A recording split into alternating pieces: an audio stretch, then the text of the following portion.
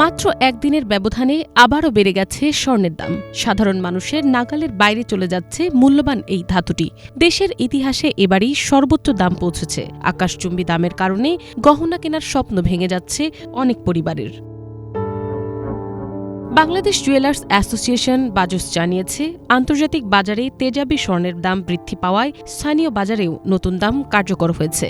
বুধবার থেকে ২২ ক্যারেটের ১ ভরি স্বর্ণের দাম বেড়ে দাঁড়িয়েছে ১,৮৫,৯৪৭ টাকা। পাশাপাশি ২১ ক্যারেটের ১ ভরির দাম বেড়ে হয়েছে ১,৭৭,৫০৩ টাকা। ১৮ ক্যারেটের স্বর্ণের দাম ১,৫২,১৪৫ এবং সনাতন পদ্ধতির ১ ভরি স্বর্ণের দাম দাঁড়িয়েছে ১,২৬,১৪৬ টাকায়।